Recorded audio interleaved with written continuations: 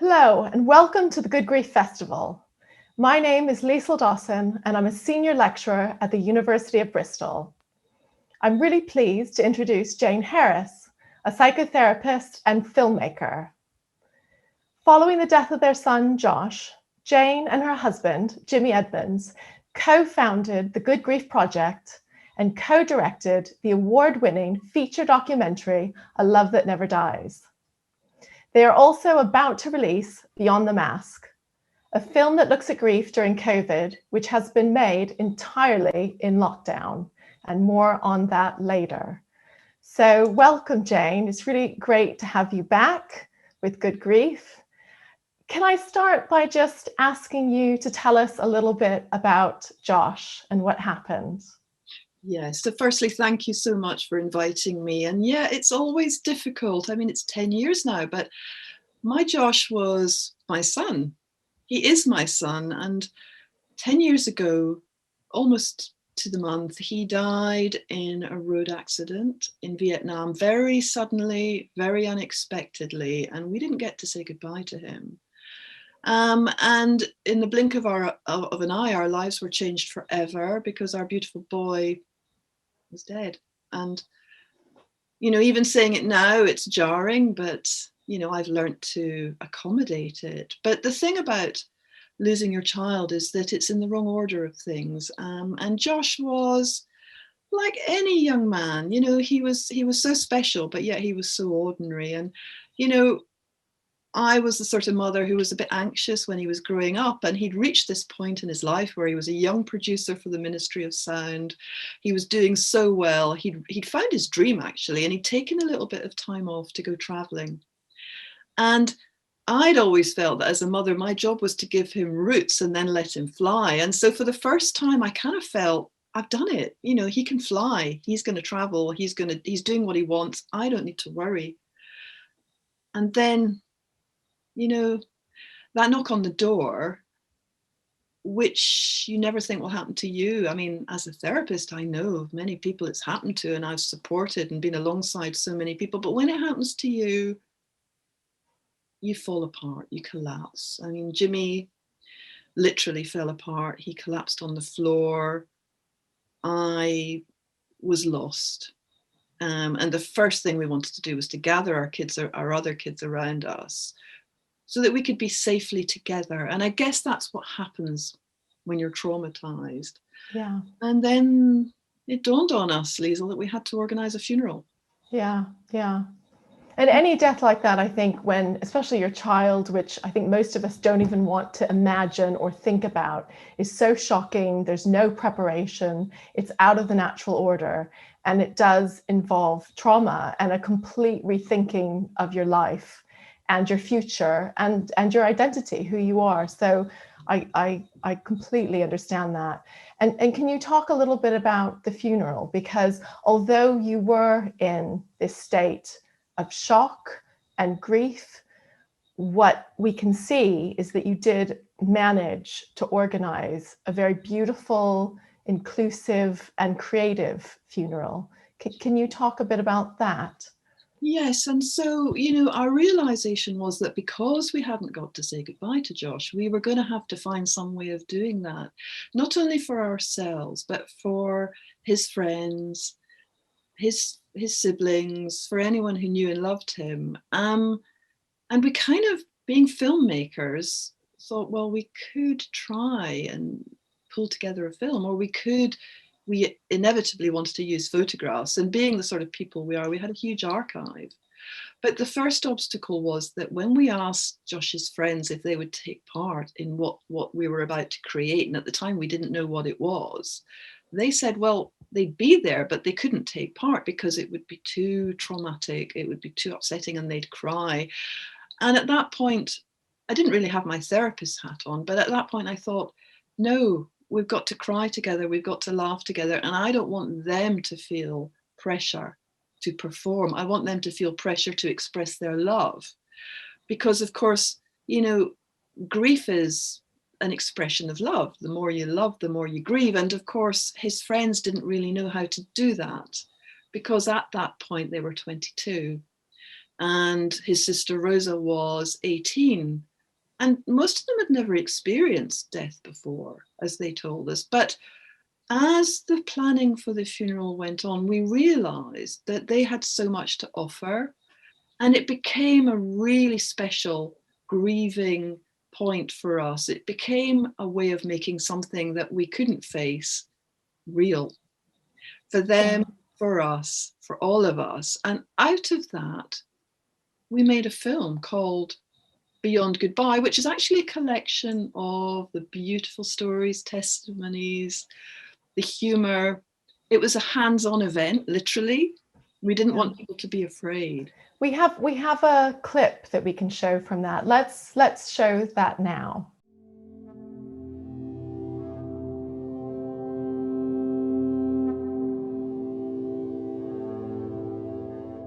As soon as it happened, I wasn't just an average 18-year-old anymore.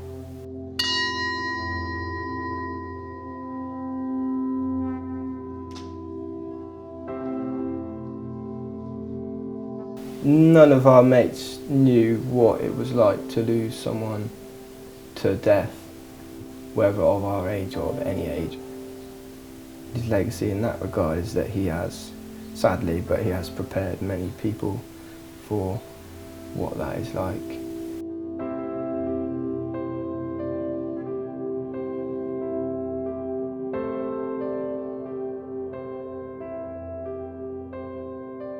Everything we do impacts other people through love or hate or work, and our death should impact them too. It shouldn't be nondescript. So it should have our fingerprints all over it. The whole thing was like a step-by-step passage of Josh, and it was the step-by-step saying goodbye. Yet it was this whole time that we knew that day was going to change our lives.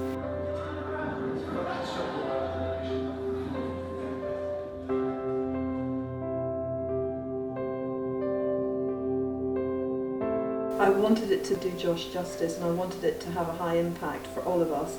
But up until that day, it was a bit of a nightmare, actually. I remember the night before thinking, this is just falling apart. It felt so off script, and what with the emotions that we were all going through, and just how tired we were. There were times where I lost it. I did lose sight of what we were doing and why we were doing it. It was different. In the run-up, it had a quality of almost brutally creative chaos. It sort of slightly made me feel frightened at another level, like, oh God, I'm just not going to be able to arrange a funeral like this if I ever have to. It's not going to be as good as this funeral. I know theoretically that things will get easier, but there's nothing normal about losing a son. And so, you know, life is forever changed, but there's still a lot to live for. It's just different.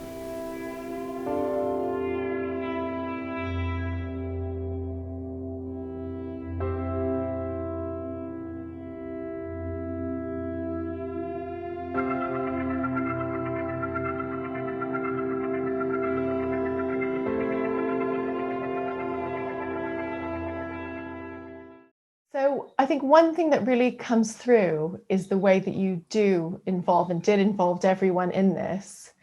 And it's natural, one can think about friends being afraid to participate, not being sure about it, and yet also how necessary and good to make them part of this experience. And you can see with a peer, you know, this is their first experience of death, but also there's the realization that death can come to all of us at any time, any moment, anywhere. So it is very much a kind of life-changing event, but also very creative. Again, I'm part of me slightly amazed that you were able to do this at this point. Can you say a little bit more about that process?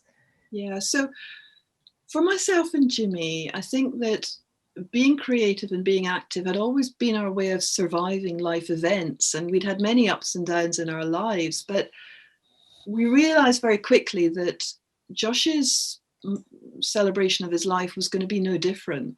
And everything we've done in a way since his death has been about creating and doing. And there's something about embracing that makes grief more manageable, certainly for us. Though I would say, of course, that it's different for everyone, but it was our way. And even now, as I watch Beyond Goodbye and the film that we made back then, I do find it rather remarkable that that was possible to make a film like that at such a point in our lives. But it's still something that fortifies me and fortifies us as a family. And, you know, Josh's dad, within a month of him dying, had produced a book of photographs, which was also about making something real. And in many ways, therapeutic processes for us both, but not just for us, but for everyone who knows us. I find Released very beautiful. And I love the images. I also love the way Jimmy talks about the process of making the book. He talks about, you know, the kind of paradox of photography, the fact that it creates so vividly a present moment and, the, you know, Josh being alive. And yet the minute you capture it, it's in the past. So, and he relates that to his own sense of, you know, his inability to comprehend, understandably, the fact that Josh was dead, and that the photographs somehow do that trick of being there, present and not present. And they're beautiful images that take, you know, and do you want to say what Released refers to? Yes, I mean, Released was the shocking kind of arrival at our door of a green plastic tub with Josh's ashes in it, with his name and a reference number and Released on it. And that was the beginning of that book. But, you know, I think when that arrived at our house, it was like surreal. And once again, we thought, this is not attractive. This is a horrible green plastic container. We have to make something positive out of this, because how are we going to navigate the rest of our lives unless we can make something, if you like, hopeful out of this? Because when your child dies, you lose all hope. You lose belief in the world. You've lost meaning. Everything is different and lands in a different order. And I think for Jimmy, Released the book was about, he actually said Josh's death taught him how to die. Yeah. He taught him about how to live. But without creating those photographs, I think he would have got very stuck in his grief. Yeah, I can absolutely see that. And I love the way Released, which has a kind of almost legal meaning, you know, it's part of the ashes being released, being, you know, given to you. And yet he turns that into a kind of onward release for Josh, back into the world, back into your lives, in which the photograph then becomes something you take with you, you reinvent, you place in a landscape. And also the series of beautiful pictures, which sort of anticipates your later work, of you each holding a photograph of Josh, but in your present moment. So again, I think, but very beautiful, I think. Yeah, and hopeful. Yeah, hopeful. I think that the idea around Released and all the work that we do, of course, is based on the concept of continuing bonds, because, you know, you don't stop loving your child when they die. And there's no such thing as closure. For us, there's openings. I find closure a pretty dirty word, the dirty C word I often refer to it as. But with photography, there's a formula there of carrying something beloved forward into the future in a different form. And so our photography work and our film work is all about that. And what's been really fascinating is that people want to share these stories. They want to share their photographs, and they want to make something new and positive and hopeful out of the wreck of their lives. Because for so many people in our films and many people who come on our retreats, they feel that life isn't worth living. And they openly say in a safe space, they don't want to carry on living. And yet, like one of the participants in our later film, she said that 10 years on, for her, much to her surprise, so having learned about the language of grief, the grass had never looked greener and the sky had never looked bluer. And yet she at one point had wanted to end her life. Yeah. So it's about sort of embracing this idea that in the moment, it's safer to say what you're really feeling. If you bottle it up and repress it, it will out either physically or psychologically, and we can't let that happen. Yeah. And I guess it's also, and I want to talk about your film next, but it's also about those stories not just being static stories, you know, that you're taking the story of Josh or the person you loved and love into the present with you and including them in the narrative of your life now as it happens. So yes, I think I like that idea of openings rather than closure. Yes, I think it's more empowering, because one of the first lessons when you lose a child or you lose anyone in an untimely way is that nobody can fix it. And yet the horrible reality is everybody wants to fix it, but it's not for fixing. And the first and most helpful thing that anyone can do is to get more comfortable with their powerlessness. And every one of us has to do that. I mean, I've had to learn to do that as a therapist. It's one of the first lessons you learn. You can't fix things, but you can get alongside it. And that's the greatest gift you can give to someone in pain. And by talking about it and by recognizing how powerless you are, you're actually making what is the most indigestible, unmanageable of all experiences tolerable somehow, because you can navigate it somehow. It might take forever, you know, it might take months or years, but it's a process. Yes. Can we talk a little bit more about The Love That Never Dies? And before we do, maybe we could show the trailer from it, because I think that will give everyone a really good sense of what the film is about and what it does. Maxie? Mac? Yeah? Some people might think you're off your rocker. Time for dinner! Okay.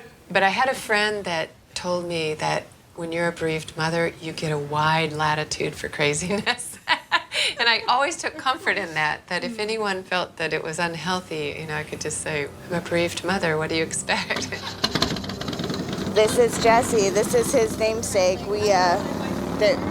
Within our family, we just decided after he passed away that somebody's kid should carry on the name. When Josh first died, I didn't want to hear about anybody else's grief. Give me a break. I couldn't have done. I just could not have heard beyond my own pain. The thing about losing a child is it has a sort of nightmare quality to it.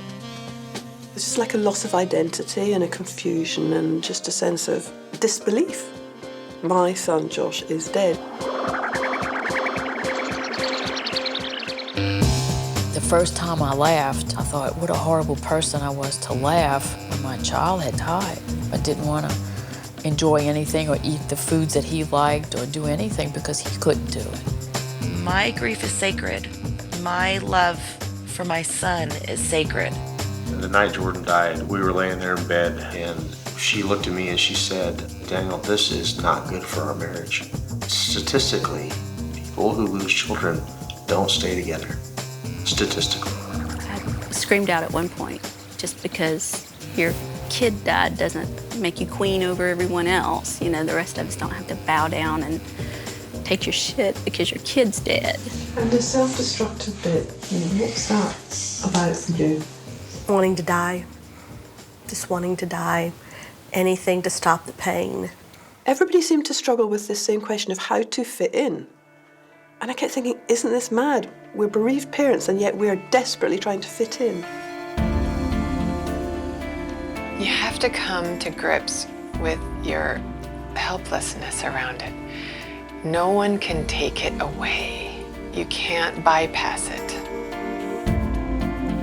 I mean, you read about this in the grief books. Lean into the grief. And I never knew what the heck that meant. But I think I'm starting to figure it out.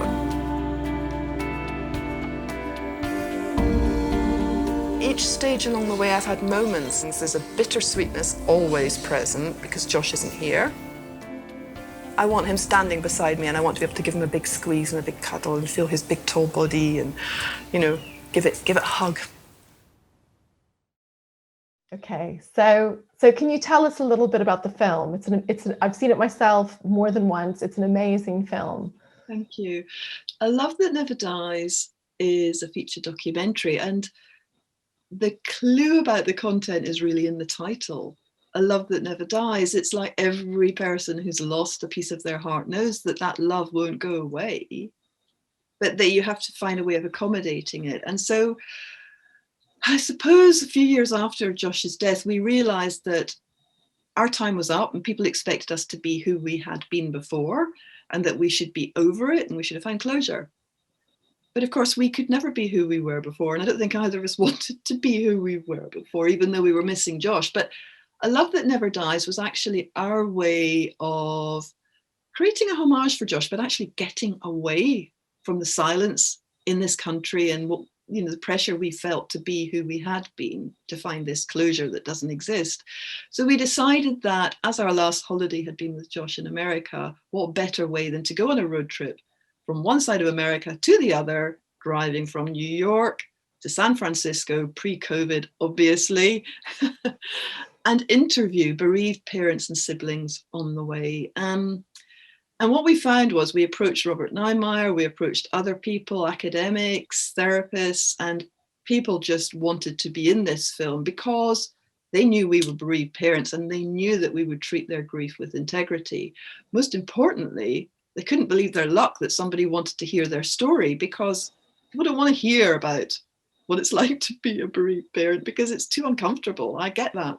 Yeah, and I think it's wonderful in the way that it really shows you the different ways that people respond. You get a real cross-section of emotional responses, practical responses, and it gives you a little insight about different journeys that people have made. It is beautiful. It did make me cry, but it is hopeful and shows you the power of the love that carries on, the love that never dies. One of our contributors, Denise, the motorbike woman, said that, you know, her grief is sacred and she doesn't share it with anyone. She also said that she hadn't managed to grieve when her dad died and she got very ill. And she knew that when her son died, despite the fact that she didn't want to carry on, she was going to have to do it differently. And she shares that so open-heartedly and generously. And I think gets across this idea that grief will out. Yes, yeah, and the physical way, the bodily way is so destructive. Yes, she said, I thought her story was very powerful and that she was going to do exactly the opposite of what she did with her father. And it does show that the kind of silencing, the not mentioning the name or talking about the person who has died in no way effaces their identity. It's, you know, their presence emerges, but in these other ways. And it's much more healthy and hopeful to talk about them through stories and to share them. And I think the other thing that comes through, which again sort of leads toward your later work, is the way that you're moving toward this community building. And I think even going back to the funeral, one thing I do think is that part of the reason that we don't know how to deal with grief is we go to so few funerals. We don't grieve with other people. I mean, in past eras, or even in Ireland, you know, there's much more of a tradition of people all gathering together, coming together. And that way, when you are going through grief, you have other people and communities to connect to. And now it does seem that people are very isolated. And the funeral did a bit of community sort of making in your own community and world. I feel like the Love That Never Dies did that in a larger way. And then when we move to the work you're doing now with the active grief retreats, you're doing this in a very kind of proactive way. Can you talk a little bit about that aspect of your work? Yes, absolutely. I think you're absolutely right. So community and finding meaning is at the heart of the work of the Good Grief Project. I mean, we set up the charity in 2015 because we felt such a profound sense of isolation and silence, and we knew that people wanted a safe space to address that. And so by setting up these retreats, we were asking people to come and write, take photographs, box. It's run by our family. My daughter does the cooking with great love. My son does the boxing and physical training. We have a yoga teacher. We do photography, film, you know, and the creative writing is often the thing that people are most afraid of. But the incredibly surprising thing about these retreats is that when people arrive, it's a bit like coming to see A Love That Never Dies, our film. They often say to us, we can't, we made a mistake, we shouldn't be here, want to go home. But as the weekend progresses, you see their body language change, you see them actually relaxing into the reality of their grief. And then what is most remarkable of all is that through creating new photographs, through embracing this community of people where they don't need to wear this mask anymore and they can be absolutely themselves, they find the strength to laugh. And there's an awful lot of laughter. And if you were to hover above one of these retreats, you'd think it was a birthday or a celebration or some kind of party, but it's actually a lot of bereaved parents and siblings finding relief in being creative. And actually, it's almost miraculous, but out of the present moment and their broken hearts, they create these photographs, which are new. It's like magic. There's a kind of magical thing that happens where somebody might bring one photograph along and say, I don't want to show it to you. I've got this photo, but it's the only photo I've got. But by the end of the weekend, they've created a new photograph and they're showing it to everyone else, and they're talking about and naming their beloved or their child in a way that surprises them and gives them hope that they can move forward. They're beautiful. And I think it seems very striking that it's not simply about sharing a photograph, but doing something with it, engaging with it actively, and then maybe reflecting back on that. We have, again, a beautiful little video that shows some of the works from this, which I think we can show now. 1, 2, 3, 4, 5, 6, 7, 8, 9, 10, 11, 12, 13, 14, 15, 16. I think there's quite a few of us that are going, oh, where's the local club? Because this is really good. I knew it was active, and I thought we'd be doing some running and some exercises, but I've never done boxing before. I think the women took to it more than the men, actually.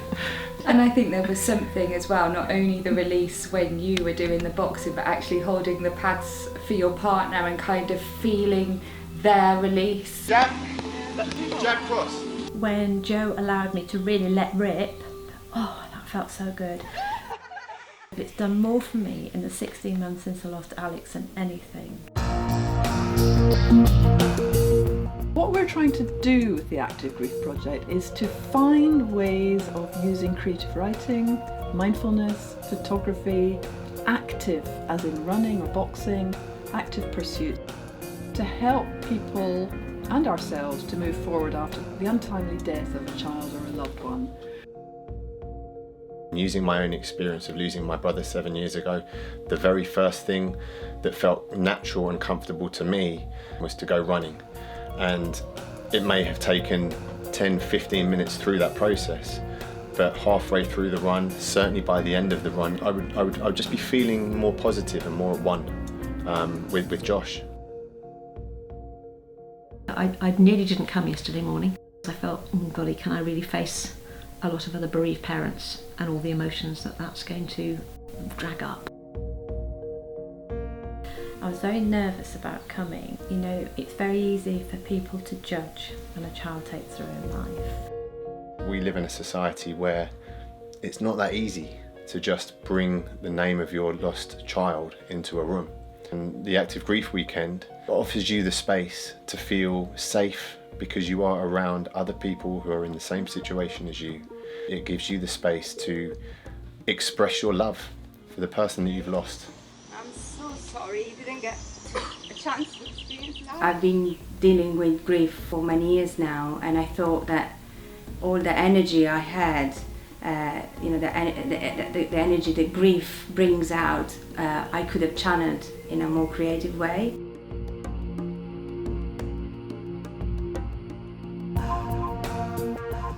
We're led to believe that grief has a sell-by date, that you only get a certain amount of time to grieve. And what we've discovered is that actually grief lasts for as long as it lasts. And that by being creative and active and creating new photographs, you're learning to internalize your memories of that child. And so they become more and more part of who you are, rather than a hole in your heart.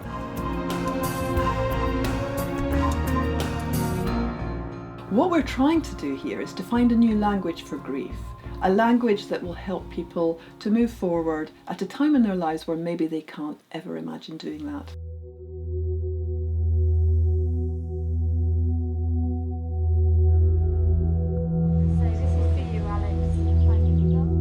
It was just almost bringing up everything we've done this weekend together in a quiet, contemplative moment. It was extremely special. I spent the majority of the time crying, but in a kind of happy, sad, enjoyable, free, almost like a minimalistic thing, but so powerful at the same time. It was a very supportive event, that. I think the whole weekend has been beautifully organised. I'm surprised, to be honest, that I've enjoyed it. I feel normal, and I know I'm not the only person that said that. I think there's something about hugging another bereaved mum that's so different to hugging anybody else.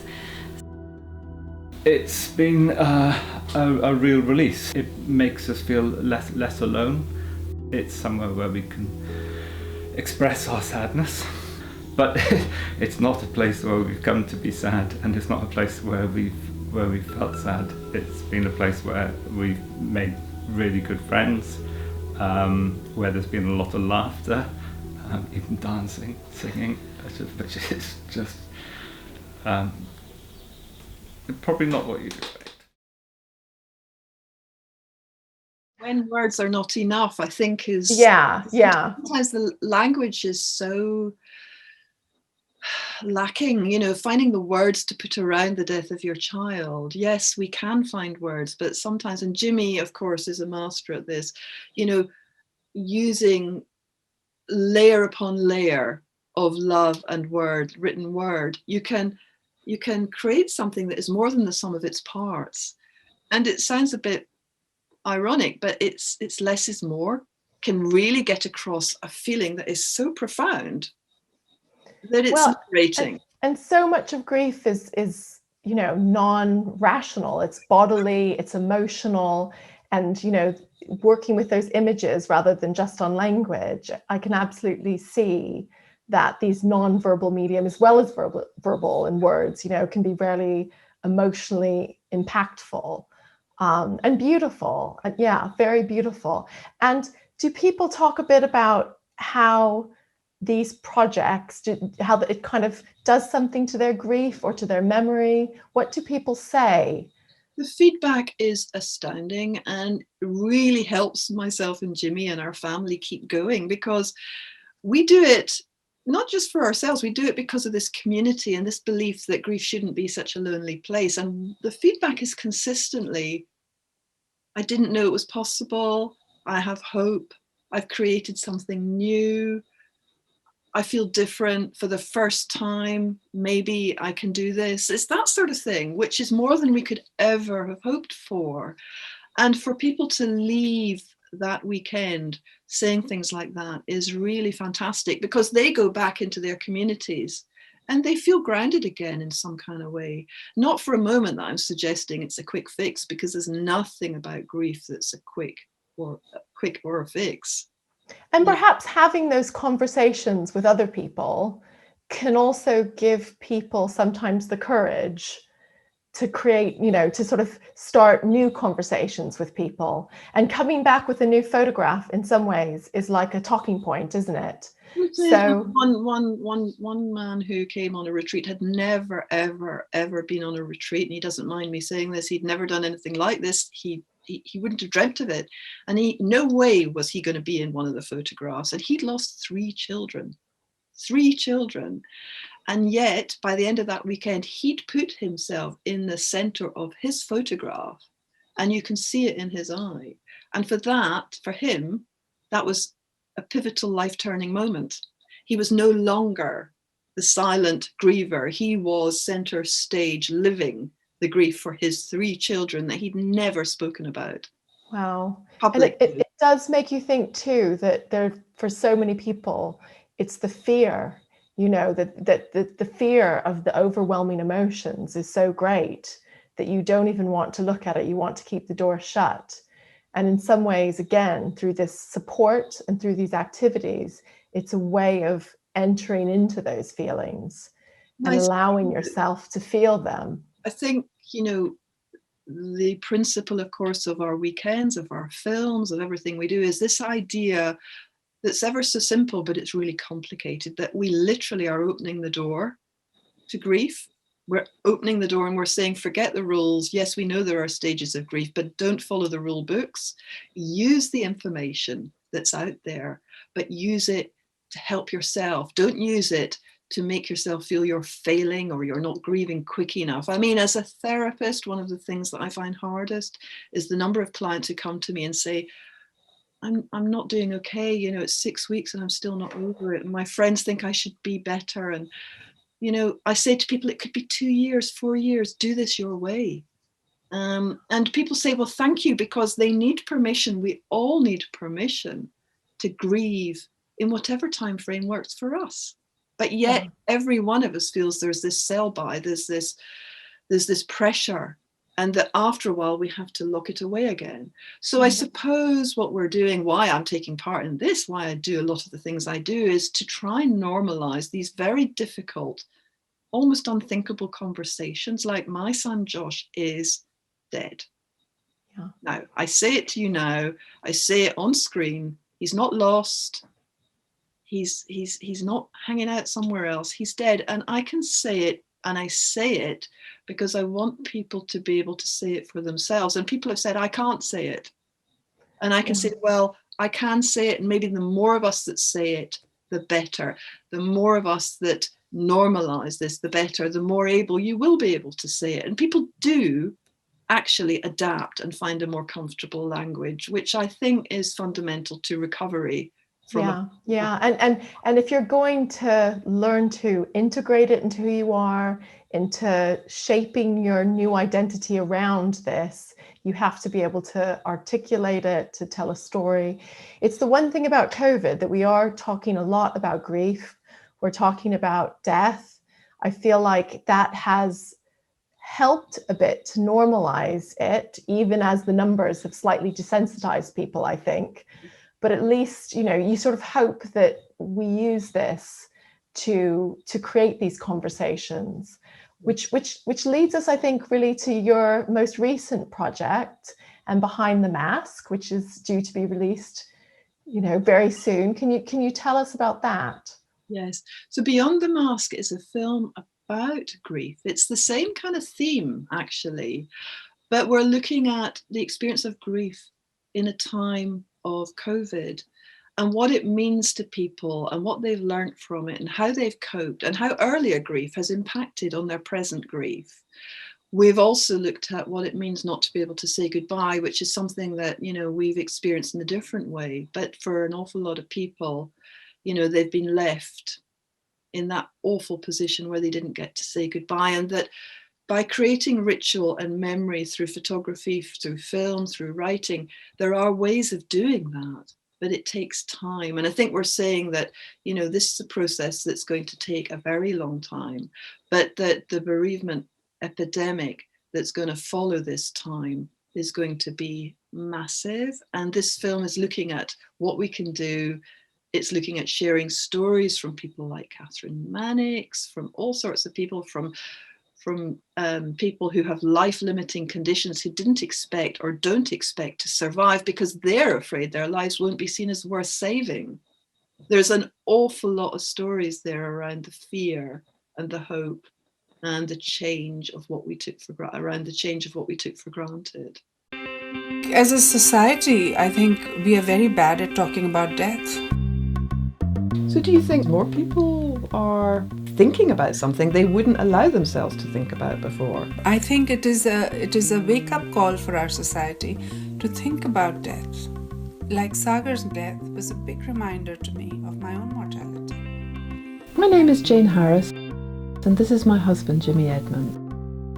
Our son Joshua died in 2011, and over the past decade we've been trying to make sense of this very personal tragedy, and we've been learning how to handle the pain of our grief as we adapt to a life without him. Now, the COVID pandemic has brought many of these earlier feelings back to the surface.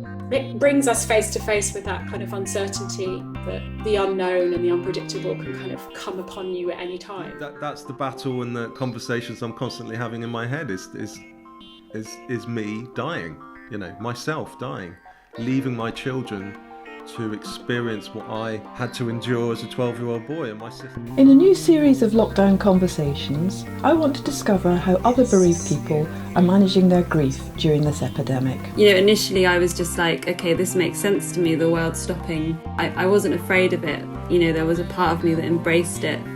Now all I can do is think about my grief. There's no other distraction. Yeah, being just locked in with yourself, really being aware of how alone I am, because I did a very good job of kind of masking that with endless sociability. And then, you just sort of go back there again, the disbelief of how can he not be here? It just makes no sense. How can somebody be here one day and then not here the next? As we all come to terms with the deep trauma that has gripped our society, I want to know, how are we managing this new normal? Is talking to your dead child outside people's norms? Yes, it is. But you know what? I have to live every day without my child. That is so far out of the norm that I can't even see norm in the rearview mirror. Do you wear a mask to protect yourself, or do you wear a mask to protect other people? How are we coping with the emotional chaos that the pandemic, like grief, has created? That growing sense of unease and loss of trust in the world. COVID has brought out the worst in all of this, because we are making judgments based on resources, based on who's the fittest. I very much worry that there would be a judgment against my life as not worth living, even when it is for me. I'll be talking with old friends and new. For me, being in lockdown and in isolation actually isn't so bad. When Misha died, the very worst thing happened to us, and this is so much easier than the worst thing that has happened to us. We've been isolated really for the last 4 years. I've had space, my head has had space, I've had clarity. It sounds stupid to feel good when my husband's dead, but I do. I feel possibly the best that I've felt since Tony died. This period of time has allowed me to grieve and just be. Please join me as I explore what our experiences of death, dying and bereavement can teach us about living in a post-COVID world. One of the things that everybody is worried about is, what is the bereavement epidemic going to look like after this?